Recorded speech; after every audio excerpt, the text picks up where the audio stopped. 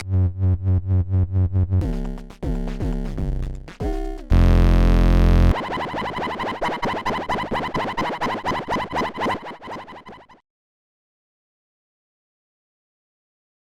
to this video on QARV, the 20 HP Quad Attack Release VCA 4-channel mega function generator VCA LFO VCO filter and utility by Afterlater Audio.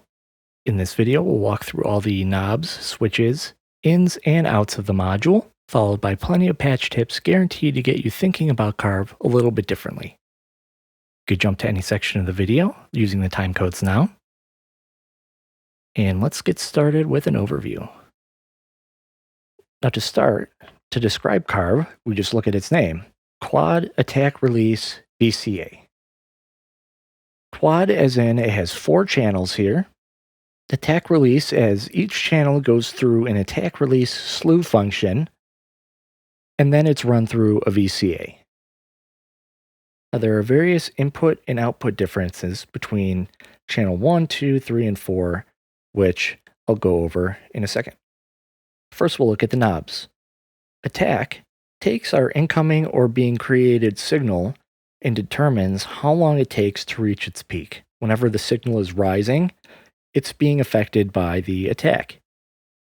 It could really slow things down fully clockwise, or be super quick where the attack makes no time difference at fully counterclockwise. And the release is the exact opposite. It takes any falling signal and adjusts that fall time. Let's look at the attack and release through this output here. I will just cycle channel 1 and turn the output up. The output is this attenuator here, which goes fully positive and fully inverted. We'll just go positive for now, and we see our attack is all the way down, giving us a ramp down wave. And the release changes our release time. And the attack changes our attack time. So we can give it different waveforms depending on how we mix and match the attack and release. And we can also adjust the shape with the shape knob, which is the fall off of our attack and release. At 12 o'clock noon, it is linear. As you see, we have this triangle wave. When I go fully counterclockwise, we get exponential fall off, which gives us sharper fall offs.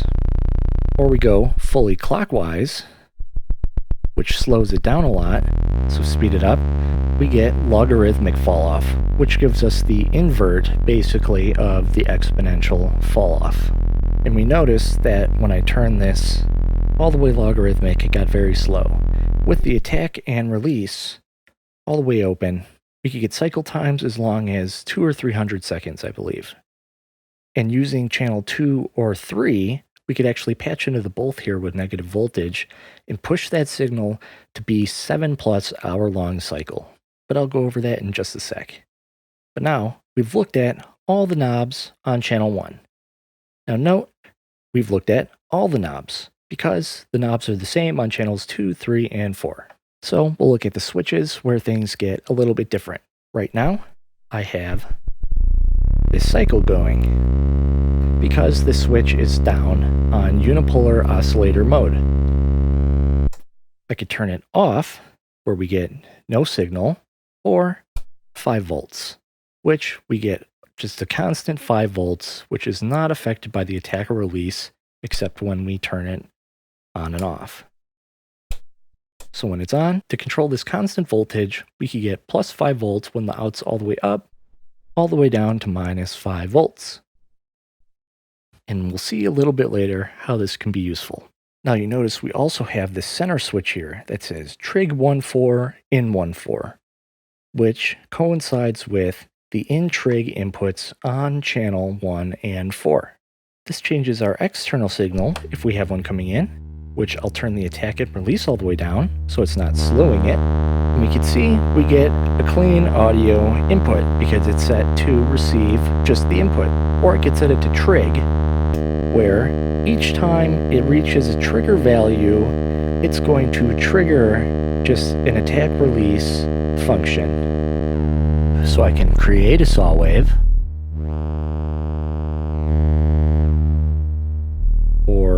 different sorts of waveforms here.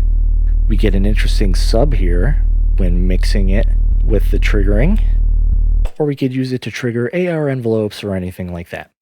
And that is the switches for channel 1. Now channels 2 and 3 are identical. Channel 2, I'm going to patch into this output. We have bipolar oscillator mode, where it goes positive and negative voltage. Or we have unipolar oscillator mode, where it stays positive voltage. And this is the same with channel 3. And those are the only switches that we need on channels 2 and 3, which we'll see in a sec. And that comes to channel 4, which the only difference between channels 1 and 4 is we have 10 volts up here instead of 5 volts. So we get up to 10 volts of offset instead of 5 volts of offset, which is really handy when we want to push that oscillator to go as slow as possible, which is exactly that setting. And that's all the knobs and switches. Now we'll look at the inputs. Now each of the 4 channels has these identical inputs: attack and release. Attack, release, attack, release, attack, release. This is a CV control for our attack knob and our release knob. When attack or release receive positive voltage, it turns our knob clockwise, basically. When it receives negative voltage, it turns it counterclockwise. And the knobs act as our center offset point. I then already talked about the in-trig input for channels 1 and 4, which receive our gate, trigger, audio inputs. We then have our VCA input, which each channel has its own VCA input. This is the main signal input, while the VCA is opened by the slewed signal. That's all the inputs for channels 1 and 4, and channels 2 and 3 have additional inputs. We have separated out trig and in inputs.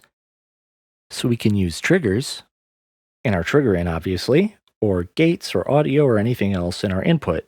And we can mix and match and use both if we want. We could use both and cycle. We can do all sorts of crazy things with this module.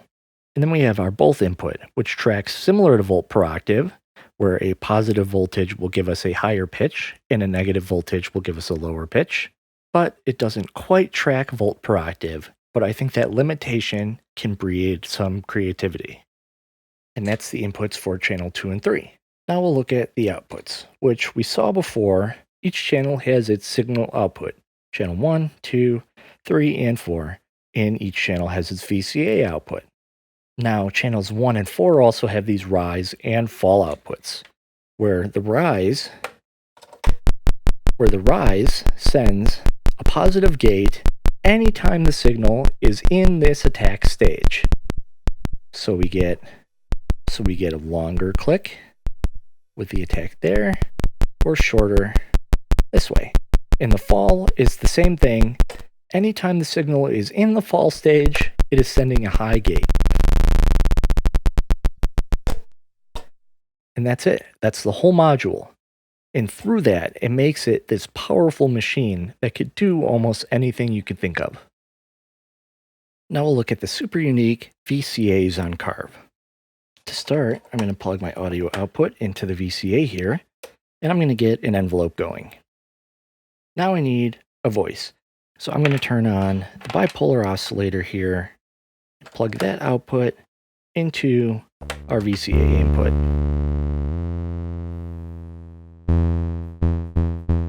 Now we get nice enveloped oscillator.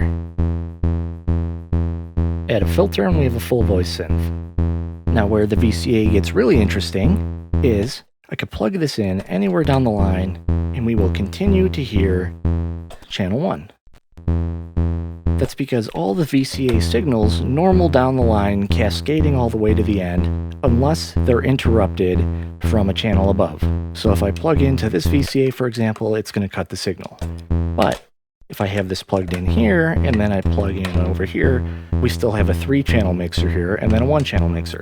So you could kind of mix and match a 3-in-1 and a 2-in-2 channel mixer, or all 4.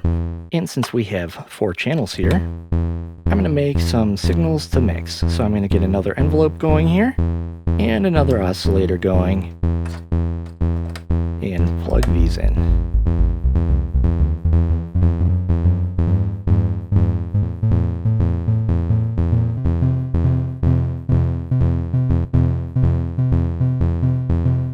And we have 2 voice oscillators, independently enveloped, mixed together, all coming out of this VCA output. But also note that the envelope, CV, does not accept negative values, which seems unimportant or uninteresting, but really, we could do some fun things with it. And that's where we get to half-wave rectification. Sometimes we want to cut out the negative portion of our waveform. Sometimes we want to cut the negative portion of our waveform and invert it and flip it up to the positive part. But in this case, we're going to do the former and not the latter. We're going to do half-wave rectification. And to do that, we basically switch the CV input and the audio input in the VCA mix here. So for the VCA input, we're going to just put our CV, or in this case, I'm going to just put a constant 10 volts into the VCA here. And I turn this envelope off, and I'm going to just put in a complex waveform. So you can see it normally. I'll just put into the input here, turn that all the way up, and so we see we have a nice complex waveform. When we plug it into the VCA, now here it's worth mentioning that channel 1, the VCA, is actually inverted, and we can really see that here. So what we need to do is give it negative 10 volts. And here is our half-wave rectification of this oscillator. But if we do this down, say, channel 2, and I'll plug into this input here, we see we get the positive half-wave rectification and not inverted like channel 1. And we're going to use that to our advantage to make a really cool waveform here, which we'll see in just a second. So I have this patch back in, and what we want to do is we want to actually patch in another waveform from this oscillator. I'm going to do a saw wave. So we have a half-wave rectified saw wave here.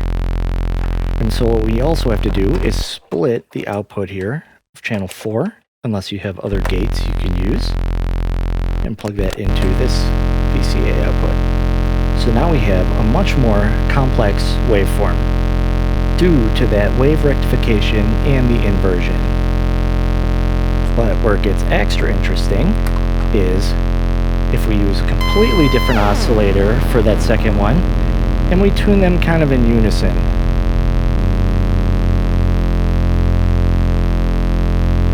We patch them in unison here, and we have a really cool evolving waveform that we have going.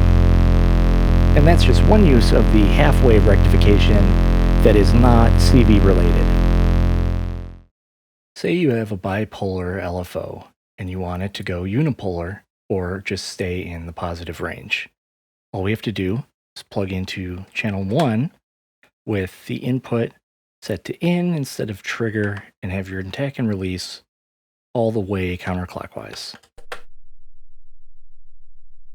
And here we have our LFO. I'll turn it to audio rates so we could kind of hear changes as well as see them. Now obviously we could invert the signal since we can attenuate it with the attenuator. But to make this unipolar, all we have to do is turn on this 5 volts. It adds 5 volts to our signal, shifting the whole thing upwards.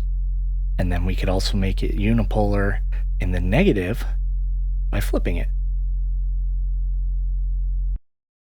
Now to go further with the LFO that we just created, we can actually offset the LFO using a second channel of QARV.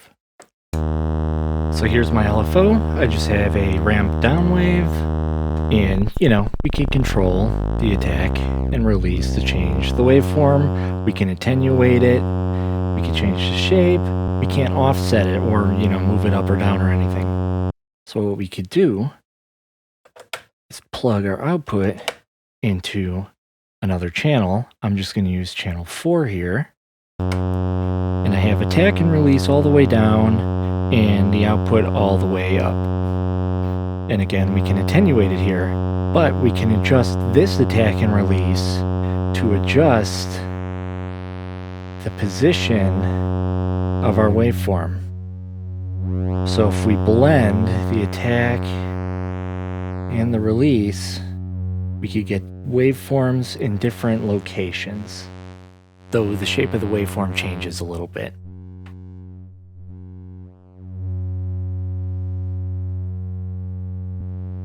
We can then also adjust the shape of it again.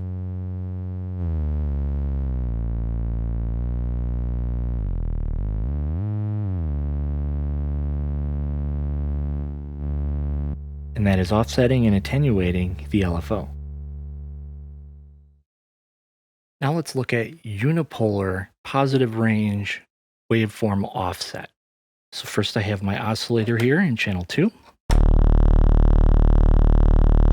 And we're going to internally route this to the VCA of channel 4. But we need to open the VCA for channel 2. So I'm going to turn on the 5 volts of channel 1 and turn the output all the way up. And I'm going to take this output and put that in VCA. And now it is open. But you see, since we have a bipolar wave, we're getting that rectification. So I'm going to just switch it to unipolar. So to offset this, we need to turn on the 10 volts in channel 4. And we actually take the output and plug it into its own VCA. And it acts as a VCA attenuator knob here to open it up, but with an exponential curve to it. So if I open this up, it's going to offset our waveform until it clips it at that 5 volts. So we do get some nice clipping to add to get a little more character in the waveforms. And what happens if we go negative? Nothing. So it's only in the positive range here. But speaking of negative, if we turn this output negative, we get that inverse wave and we get a little bit lower waveform that we could play with the offset and it won't clip. And that is positive waveform offsetting. Here we'll look quickly how to do an AR envelope. I'm going to have my keyboard gate going into the in trig. Now for just an AR, we want to set 1 and 4 to trig, or put it in the trigger inputs on channel 2 and 3. Now I'm going to use this output to open the VCA of channel 2, which I'm going to oscillate and plug that VCA out into our output. So now we have an AR envelope to get those nice plinky sounds you love. And now to turn this into an ASR, all we have to do is switch it to in. And we get that nice sustain with our attack and then our release. Or again, do a nice trigger sweep. Now let's make an ADSR style envelope. We'll start with channel 1 here and turn it to the unipolar looping oscillator. So we could hear that. And that'll be our oscillator signal. But we're going to plug into the VCA here. Now the trick here to getting the full ADSR attack, decay, sustain, release is to do a mult of your initial gate. So I have a keyboard gate here going into the trigger on channel 1. I'm going to turn this output all the way up. I'm going to take that mult and put it into the input of channel 2. And now when we activate the VCAs here, we're going to get a mix of both signals here. So to do that, I'm going to turn on channel 4, 10 volts, turn that all the way up, and use the output with a splitter here to open up VCA on channel 2 and on channel 3. And now we need to patch this VCA, which we could see our signal already, but let's hear it, into VCA in on channel 1. But since we want to see the envelope, I'm going to mult the VCA here so we can see it. And I'm going to patch that also into the VCA here. So now we can hear the signal. Now we see it's negative because that's how the VCA1 works. It does that negative half wave rectification. So we are getting that a little bit on the waveform. Now we have our attack with these two knobs. We have our decay with release of channel 2. Our sustain volume is the output level of channel 3. And the release is channel 3's release. So now when we get a signal, we have a nice ADSR. Now we get interesting effects when we turn the attack differently on channel 3 than channel 2. See, we get that sharp rise in the gate at first, and then it continues the attack. So we get a little influence on that for a little bit more carvability. And that is ADSR.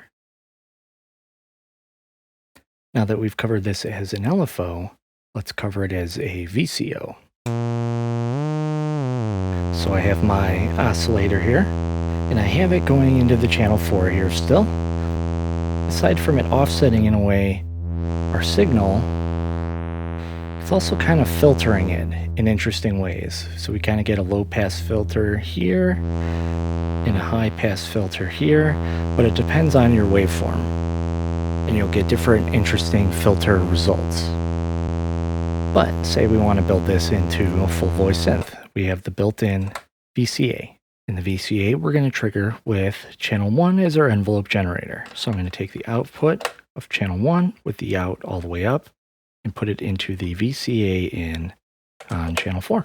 Now, every time we get an envelope here, we're going to hear our signal. Now notice the voltage is only positive because it does a half wave rectification in the VCA and only allows through the positive voltage. So it's going to change our waveform a little bit. But using the looping envelope can get kind of boring, so let's use a gate input from a keyboard. So I'm going to plug that in, get my output back into the VCA here. And I have just an arpeggio going right now, but we can't hear it until I plug the volt per octave into the both input here. Now it tracks near volt per octave, but not quite. So it's a little limited with that, but it kind of pushes you to use things in unconventional ways. But now we have a full attack, sustain, release, envelope, oscillator, pseudo filter on this synth voice. Now another interesting thing we can do is, I'm going to just loop this again. Now you see, this is still working even though we have that in the input. So we can play both. So I'm going to slow this down. So with that in mind, we could also do that with our oscillator. So I'm going to turn that on our filter VCA here and make it oscillate. And we get FM modulation here. We can hear it much more when I turn this down. So now we have this nice FM modulated synth voice. But we still have the one channel left on QARV. So let's use it. I'm going to turn on the Unipolar LFO, take the output so we can control the direction and have it in the negative so it turns our attack knob counterclockwise. So I'm going to set this at the lowest value I want and then plug this in to the attack. And I'm going to slow it down. And it'll give us some nice changing, evolving sounds.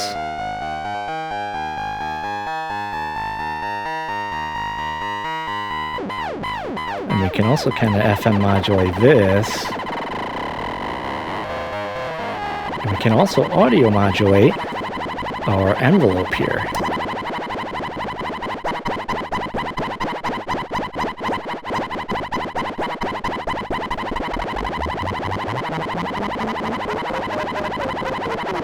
So we get all sorts of crazy self-modulation that we could get going on here.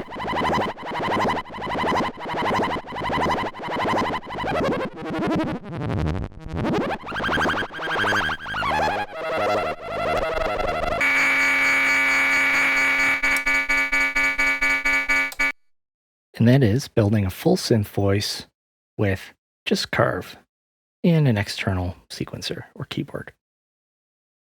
Now let's talk about adding volt per octave slew. So here I have just an oscillator and an envelope with a gate coming from my sequencer. And I want to put my notes in there. So I'll put my volt per octave in the both.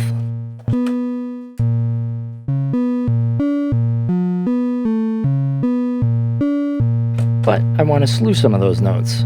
So I'm going to go into channel 1 here, set to in, and I'm going to turn it fully logarithmic, fully clockwise, and I'm going to adjust the attack and release until we start to get that slew. First, obviously, I need to patch the output here into the both. And we're getting some slew.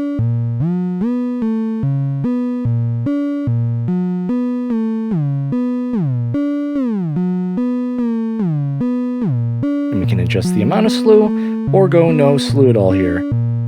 But the trick to getting dynamic slew is we want to go as open as we can before we start hitting that slew, which is about here. So to make it a dynamic slew, I'm going to activate the oscillator on channel 4 here and take this output and I'm going to adjust the attack.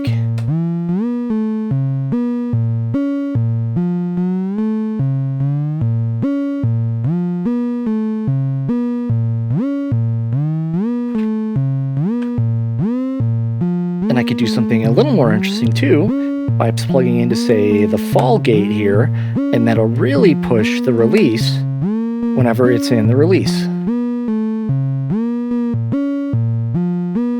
And already we have a really more interesting sequence, especially if it were in tune. Now we'll look at how to make a tremolo effect with QARV. First, I'm going to start with an oscillator, which I'm just going to use channel 1, and I'm going to plug this into the in on channel 2 so we can tremolo it. I'll plug the out to here, and let's hear our oscillator. So there's our signal, and we can kind of filter it using the attack and the release here. And that's kind of how we're going to use the tremolo effect. What I'm going to do is I'm going to loop channel 3 here to give me a looping envelope, and I'm going to patch that out into the both input of channel 2. Now it's not doing anything right now because it's giving it positive voltage, so I need to turn this negative. Now notice it's doing that interesting filtering with this tremolo effect. So we could go a little higher here, turn it a little more subtle, and we have a nice tremolo-like effect. And that is the pseudo tremolo effect. So now we want to use QARV as an envelope follower. To start, I have drums plugged in to the input on channel 1 with the trigger set to in and the output here. And I'm going to turn the attack and release all the way down here so we could hear our audio. But to get the envelope follower, basically we just have to slew our signal. So we have it nice and slewed, that we have just the rises and the falls of the signal, and we can get as tight or as loose as we want. Now this is going to act as our envelope to our oscillator, which I have oscillating on channel 2. So we're going to plug the VCA there and just plug the out here into this VCA. And we have our nice followed envelope signal here. So I unplug that, we have no envelope, so now it's following the drums.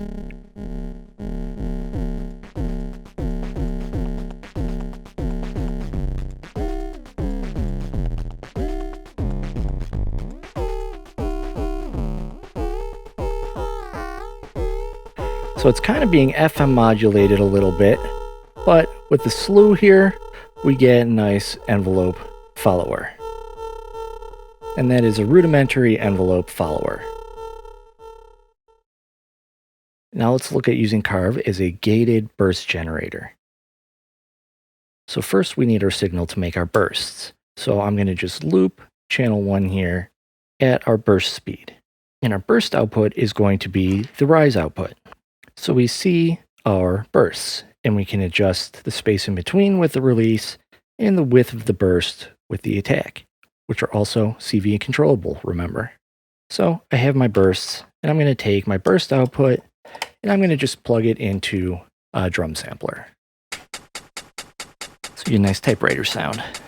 But that's not what a burst generator should be doing, so I'm going to actually plug into the VCA out of channel 2. And we are going to plug this burst into our VCA in here. And then I have an external gate, which I can just easily turn on and off with my keyboard. And I'm going to plug that to the in. And I'm going to turn the attack and release all the way down. So anytime we have a high gate on our keyboard, we're going to get our bursts. So that's a nice looping burst generator. Now to get a regular burst generator, I'm going to plug this gate into the in trig here and set channel 1-4 to trig. I'm then going to take the rise output and put it into the input here for our bursts. So now, anytime I hit a key, we get the same length bursts determined by our attack knob and the shape. And again, this and the attack and release here are CV controllable.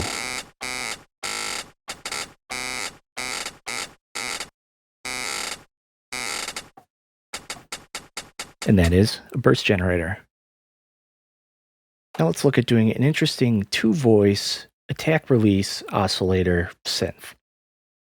I'm going to plug my keyboard gate into the in trig here, and I'm actually multing my volt per octave output from my keyboard to go into both volts.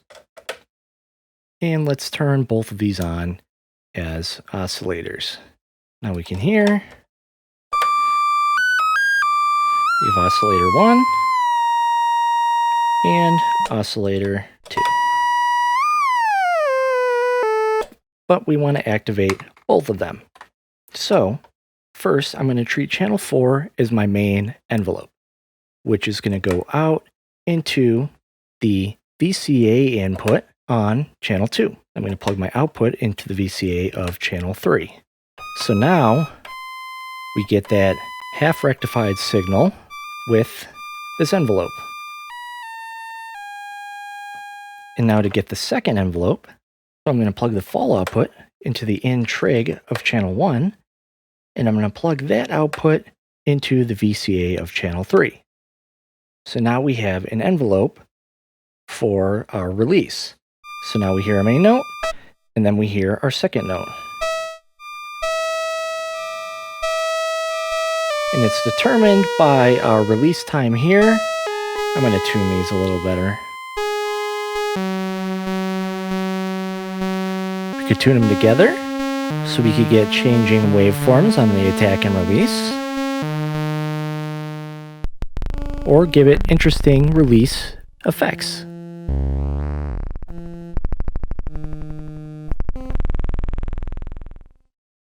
And that is an interesting attack release 2-voice oscillator.